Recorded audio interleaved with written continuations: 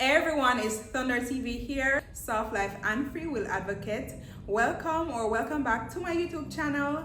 So as you can see from the title, today I'll be giving you some tips on how to level up your life and start living that soft, calm, peaceful life with your new identity. Now, I'm not a millionaire or billionaire or anything, but I do consider myself as self-made. I went from this to this. It did take me a couple years, but honestly, a journey like this can take you as little as 6 months, but it all depends on where you're coming from. I was coming from very far because I didn't have any help. I didn't have any footing. I was literally starting from zero. So depending on where you are in life, if you're at 50%, that's even better for you. It'll take you less time, right? I know you may be up right now at 3 a.m. trying to rebrand. You don't know where to start. It's feeling a bit overwhelming. You're trying to live a better life. You don't like where you are in life right now. You don't like your situation. I'm here for you. So here are some tips. And these are not just the same cliche generic tips, because a lot of persons, when they give you advice on how to level up your life, it's always the physical. It's always like, oh, keep your hair done, keep your nails done, keep your eyelashes done. It's not that black and white, honestly. There's a lot that goes into it mentally, psychologically, and spiritually as well. For about 2 years now, I didn't have to pay for hair, nails, makeup, lashes, anything like that, but I still did not do any of those things because I could not bring myself to do them. Up until this year, I've started to more, keep my appearance up and stuff like that. Previously, because I was a content creator, so I had a list of persons who would be ready. If I message them, they would be ready to be like, okay, come get your hair done. Even now, come get your nails done, come do this, come do a wax, come whatever. But I could not bring myself to do it because I was not in the state of mind. So it's much more broader than just the physical. There are persons who don't do any of those things and they're still living a soft life, a more peaceful and a happier life than a lot of persons that actually do. Because again, is your mind healthy enough to give you a calm nervous system? If it's not, then it makes no sense to be adorning yourself on the outside if inside is not healed and complete. You understand what I'm saying? The first tip is to write down your goals or any information or stuff that you want to remember on a notepad instead of a phone.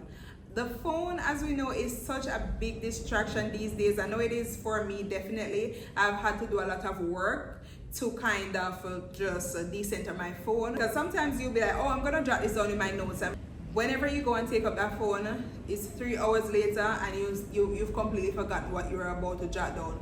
When you have like a notebook where you can just quickly get it all in there, and writing is therapeutic. You always have that book you can look back into if you're bored. You don't have to always be grabbing your phone. It may sound simple, but it's highly effective. And that brings me to my next point. Cut out all distractions. If you're gonna be taking this journey seriously, whatever you see that keeps throwing you off of your journey, you need to get rid of it or push it to the side. If it is friends, if it is family, if it is a partner, if it is, I would say if it is a job, but that's not just cut and dry. That can be a little bit more difficult. But if it's like the phone or just drugs or just some things that you can definitely cut from your life, go ahead and cut them out so you can have more time and more dedication to whatever you're doing, instead of always focusing your energy and your time on something that is not helpful to you. Next point, don't allow yourself to get bored. Keep working, keep moving.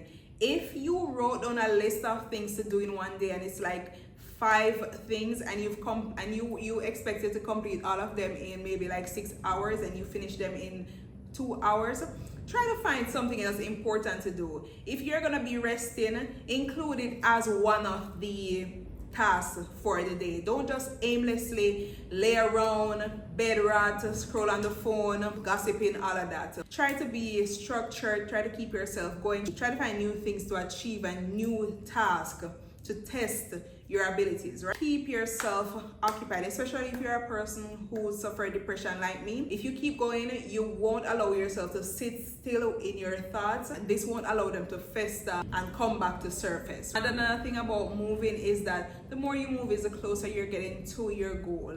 If you're going somewhere that should take 30 minutes, after 30 minutes, you're gonna reach. But if you stop 15 minutes in the journey and you're just there dilly-dally, that's 45 minutes instead of the 30 that it was supposed to be. Take that into consideration and apply it to your real life. The next point, do not rush the process or try to work on someone else's timing. Again, as I mentioned before, some persons are starting at different levels. So you may have a friend, or even a best friend. That person may be ahead of you or they may be behind you. Don't worry about their journey. Focus on your journey. Don't try to overextend yourself to reach back to pull up that person. And do not misconstrue what I'm saying. I'm not saying not to give an helping hand, but at the moment, you're not able to.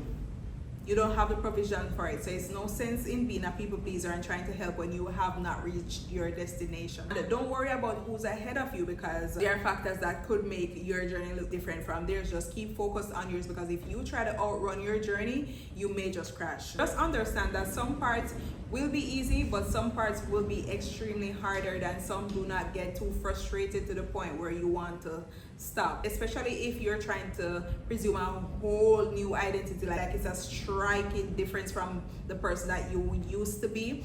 You're doing a complete 360. Trust me, it's going to be super hard, but as I said before, just keep striving, just keep pushing. Next, don't be your own hater along the way. You will be having some haters, whether it be old friends who think you're changing, or family members who think you're trying to be something that you're not, or whatever. You're gonna have enough haters, so give yourself grace. Don't speak or feel negatively about yourself in these moments. More than likely, the reason for your rebrand is because you don't like the way that your life is going. You don't like the way that you're living. So of course, you're gonna have some feeling of regret based on past decisions and the results of them. And it might get super easy to dwell on those regrets and hackle yourself for not knowing better or for not making a change sooner. But harboring negative thoughts against yourself will only stunt you and waste your time.